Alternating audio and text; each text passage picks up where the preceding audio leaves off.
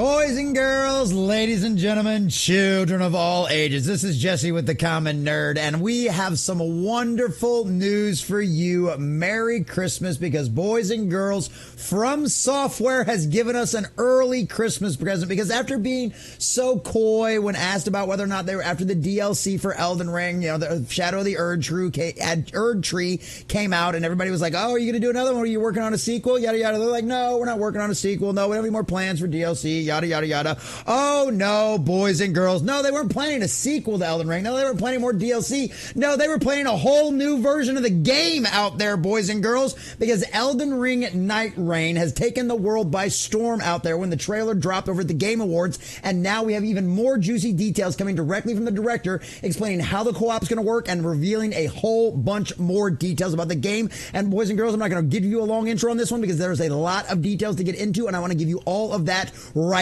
now. Because we've got this wonderful article over here from fandompulse.substack, and our dear sweet John F. Trent, Elden Ring Nightreign director, explains how the cooperative gameplay will work and reveals tons of details about the game. And this is an article that is quite long, boys and girls. We're not going to go through the trailer because that trailer is about 3.5 minutes long, but I did watch it on my live stream with all of my audience out there, which I do Monday through Friday at 11 a.m. Central Standard Time. Definitely come check it out. Make sure you hit that notification bell, especially if you're on the Common Nerd Gaming channel. Please go check out us over on the Common Nerds over there on YouTube, which the link will be in the description down below, so you can catch us live streaming, watching all this kind of stuff, going over these articles and everything else. It's a really good time. Come join the audience. But this trailer was absolutely incredible. One of my guys out there, well, did something inappropriate in his pants. Let's just say that when we watched the trailer, it was absolutely incredible. I loved it. It made me all tingly. It was great. So I highly recommend going and watching it if you haven't already. But if you have already, make sure you stick around over here for the details, because that's exactly what we're about to get into right here. But before we do, if you do enjoy our content, hit that like button, share with all your friends, and subscribe or follow if you have not already, boys and girls, because we are grinding, we are growing, and I could not do that without every single one of you. Also, leave us a comment in the section down below. Were you a big fan of the Elden Ring games? Have you never played them before? Are you super excited for this new edition of Elden Ring, going in a very different direction with new bosses and all kinds of crazy things happening to the world out there? Oh, let us know what you think about all of this in the comment section down below, because it looks like if you've never played an Elden Ring game before, this will be a perfect time for you to jump in and have a good time, especially with the cooperative play. If you thought that some of the games in the past were kind of too hard for you, if you weren't a fan of the Souls games, because you just didn't feel like beating your head against the wall, well, guess what? This might end up being the game for you, because you can play it with your friends and you can get together and take down all of those beautiful monsters out there. So let us know what you think about all this in the comment section down below. And if you'd like to support the channel, please check out the links in the description as well. So from fandompulse.substack and our dear sweet John F. Trent, Juna Izozaki, I apologize for butchering your name, the director of the newly announced Elden Ring Nightreign game, shared a ton of details about the game and how the cooperative gameplay will work. In an interview with a Japanese website, Faminutsa, and translated by Deep L, revealed the game is an online cooperative survival action game in which 3 players try to survive for 3 days. Well, now that's very different now, isn't it? I mean, literally, this is one of them situations where that is kind of like, I can't think of a lot of the other online games that are like that, but there's like 7 days to die, right? This is very similar, kind of like in that same vein. You could go all the way, go back to like Majora's Mask, where you had like this 3 days to 72 hours to complete the game. I kind of like this idea, put you on a time crunch, all that kind of stuff. That's pretty cool. So it'll be a different game cycle from the previous ones, in which you can enjoy the gritty combat typical of Elden Ring through team play. He says you will select a mission or a stage, or rather a boss that will appear on the 3rd day. The 3 of you will challenge him. Each day is a day and a night time, and the scope of what you can explore will narrow with its passage of time. At night, the day's milestones boss battle begins. The game is completed when the final boss, which appears on the 3rd day, is defeated. Now, think about the replayability value from this alone. I don't know how many, we'll probably get into it in this article down here to find out how many bosses and all kind of stuff you can choose from, but that replayability value is absolutely insane, and that'd be cool because you can take your friends through it over and over again. You can have a lot of fun. This is a very smart decision on their team, and hopefully, maybe if this will be one of them situations where, since this is supposed to be like an online multiplayer out there, they will keep this live for a very long time and update it with content going forward, giving us new bosses and make the replayability go on forever. I mean, this would definitely satisfy our itch for Elden Ring until the next Fromsoftware game similar to that, like that, or in the same vein as Elden Ring actually comes out. So I think this is a really great idea. Each session is expected to be about 40 minutes to clear the game on the third day. Of course, if you are wiped out on the first day, the playing time will be much shorter. So literally, that's not bad. Like 40-minute rounds. I mean, this could be a lot of fun to get together. You can play multiple rounds with your team. This could be pretty neat. He also revealed while the game is designed for cooperative multiplayer, it can be played solo. Basically, this game is designed to be played by 3 players. On the other hand, we also allow players who want to enjoy the game at their own pace or in the mood to play by themselves. Ultimately, our priority was to allow users to enjoy the game freely, and we made sure that there are choices. However, to repeat, the game is designed to be played by 3 players and at a level of difficulty that is challenging even with 3 players. So essentially, if you're going to try to solo this mission, get in for a long, hard road because it is going to be a problem. They want you to play with your friends, boys and girls. So we are focusing on a form that allows each user to play freely according to his or her own play style. You may choose to work silently and quietly to search for items and level up alone, or you may choose to work with your friends as much as possible to avoid being in a pinch, or you may choose to gather together only when you need to attack a particular base. I like this. I like the options. Even if each player plays as a lone wolf, they will always gather to fight the bosses that appear at night. It may happen that an ally who is completely out of sight during the daytime appears at night in a very strong state. Also, the runes obtained from defeating enemies to go to each members of the party. So even if you fight without cooperation, the whole party benefits as a result. That's kind of cool. That's kind of like a fun function. And because that's one of those situations where that always gets frustrating too, when you're playing a game and like somebody's just running around and collecting all the resources and it doesn't go to anybody else, or like, you know, go out there and you're just soloing everybody and it doesn't go anywhere else. Like, that's really cool. I like the little sharing aspect of that. And of course, look at some of these pictures. I mean, this looks epic. I mean, of course, the Elden Ring game was absolutely gorgeous and stunning, and it looks like the artwork style is going to continue forward with this. Like I said, it looks absolutely incredible. Basically, what they did is took the Elden Ring game and just put something new over the top of it and redesigned some things. It looks absolutely incredible, boys and girls. So we also explain what the maps are like and when players will encounter each game session. There is a vast field and strategy elements, such as a base and small dungeons, are scattered throughout it. Their placement is randomly changed each time you enter a session, and it's fixed for that session. So you're not even going to be able to memorize the maps. You're not even going to know where to go every single time. It's going to give you a new adventure with every single session. That is so neat. In the bases and dungeons, there are enemies and treasure chests, and if you defeat the enemies, you get runes, so-called experience. And in the treasure chest, there are weapons and items. And obviously, any of us that have played the Elden Ring games, we know that the runes are our experience points.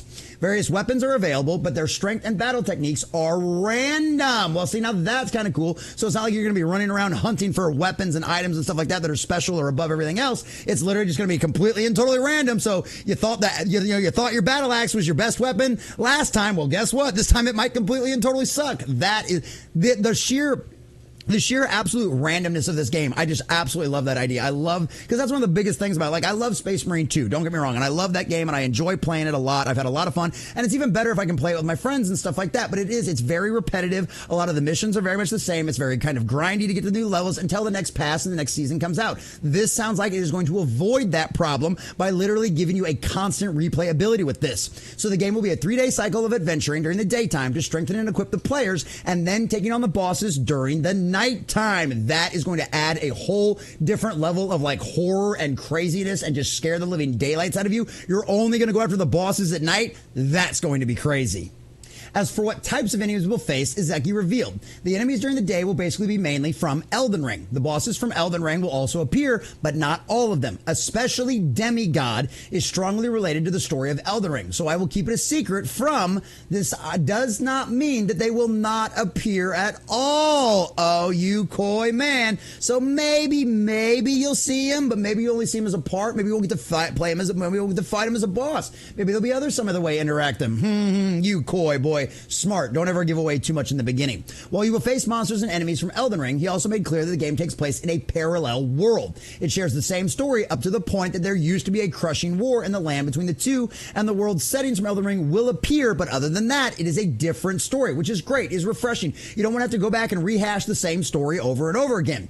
Given the game takes place in the parallel world, there will also be a few enemies from the Dark Souls series. In terms of the setting, they are drawn from other worlds due to the influence of the Night King. That is really awesome. And as a guy that had never played the Dark Souls series out there, that will be really cool. They'll be new and exciting enemies for me because I was just one of those guys. But prior to recent years in my current occupation right now, I used to be pretty much a casual gamer. I didn't like games that were just going to cause me to beat my head against the wall. That's why I liked Elden Ring, because it was one of those situations where if a boss was too hard for me, I could just run off and go grind for a while. I'd spend 3 or 4 hours just grinding and leveling up, and then I could go back and kick their ass without too much terribly difficulty. That's one of the things I like about that idea. Sounds like this one going to be a completely different animal, and I cannot wait.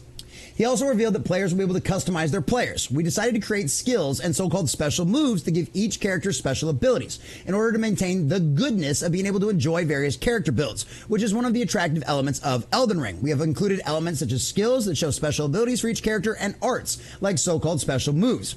Each character has a very different feel, so we hope you'll enjoy using them in a variety of ways. So that sounds like it'll be a fun way to switch up your characters every time and still have a really good time out there. I mean, I'm always end up going with a magic user of some kind. That's just the way I am. But I can understand like a lot of that'd be fun to go in there and play as a barbarian just to try it out for different ways. Like I said, replayability, that sounds like it's going to be huge with this game. I believe that choosing how to fight is one of the most exciting aspects of action games. We thought system like skills and arts would fit well with the action nature of Elden Ring, so we incorporated them.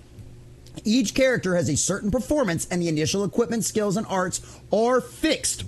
But we wanted to make it easy for people to choose their favorites at a glance. This will also based on the idea that we wanted people to play the game right away. So you're not going to sit there in a character creator for like hours on end, because I know how some of y'all are out there. You will be insane with those kind of character creators, and you will make it identical to yourself, or you're a perfect form, or whatever you want. Seriously, come on, guys. Like, it's a character creator. You're not even going to see their face for the majority of the time in there. Why are you concentrating on it? I mean, seriously, guys. So I like this idea. I like the idea of somebody to be able to grab a character and go. That makes life a lot easier, and also makes it to where you can just jump right in and have fun with your friends. And I think that seems to be one of the goals with this game, is finally being able to play with your friends full time.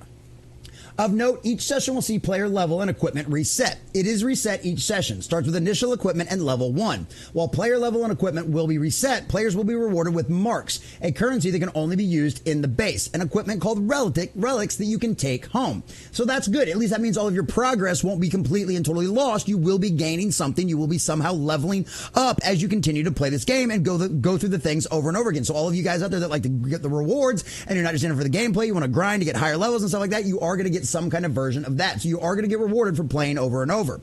He then compared relics to bloodstones in Bloodborne and described them as passive abilities that are given to characters. Each character has a pedestal on which the relic can be set, and if the relic fits the pedestal, it can be equipped. The pedestals themselves can be changed by spending marks to purchase them. So yeah, it's going to give you plenty of options to do that kind of stuff. Relics have a wide variety of effects, from simple statistic boosts to those that enhance a character's skill, arts, and normal actions. The customization of relics will greatly change the way you play the game, which obviously makes sense. If you've got an ability that's going to do one thing, like if it's going to increase your striking power out there, well, you're going to be hitting things a lot more. If it's a relic that increases your magic a lot more, well, you're going to be shooting fireballs at people a lot more. That makes sense. And once again, adding to even more of the customizability of this game and the replayability value. I'm loving this. I'm loving this right there, boys and girls. And there's a beautiful picture to end things on. So that's where we're at. That's everything we know so far on Elden Ring, the reign of the Nightreign out there. Elden Ring, Nightreign. And I, for one, boys and girls, this sounds amazing. I love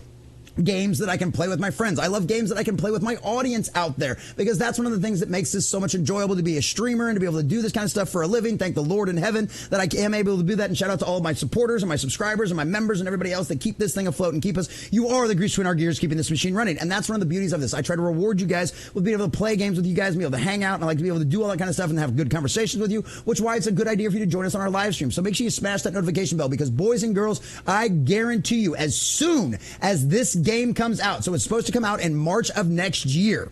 But as soon as this game comes out, I promise you, boys and girls, this is going to be another one of those special events, just like I did with Space Marine 2. When this releases, we'll be taking off from the morning news, if it does come out during like a morning, Monday through Friday kind of weekday situation, and we will be playing this game on day one, because this looks absolutely amazing, and I cannot wait to play with all of you out there. And I mean in the game. Get your minds out of the gutter, boys and girls. Get your minds out of the gutters. But needless to say, this looks incredible. Elden Ring Nightreign absolutely sounds phenomenal. I cannot wait to play it. The replayability sounds absolutely insane. The customization with being able to go through the missions and we actually gain things and gain new abilities and new powers. They're going to affect the way you go through the gameplay, the randomization of the bosses, the randomization of the maps. This sounds like so much fun. And boys and girls, it's always such a joyous feeling to get excited about something going on in the pop culture world, getting excited about something going on in the gaming news. And Fromsoftware and Elden Ring have been absolutely knocking it out of the park. Same with Bandai Namco's involved in all of this. I mean, you guys are just crushing it out there. Please don't ever change. Continue giving gamers amazing, incredibly good quality games that, hey, you're not worried about going, well, it needs accessibility. We need to turn it down. No, no, no. Fromsoftware has already completely and totally rejected all that kind of nonsense. We're going to be able to get continually good, grindy, kind of crazy boss battle games like this. And now, boys and girls, the best part of it about it is we're going to have incredible replayability because everything changes. And the most important part is you get to play with your friends. And honestly, at the end of the day, what more could you ask for out of a good, fun online video game? This looks incredible, and I, for one, boys and girls, cannot wait. Thanks for watching. Make sure you subscribe, hit that notification bell, and enjoy the credits, because I think all of us are definitely going to be enjoying Elden Ring Nightreign next year.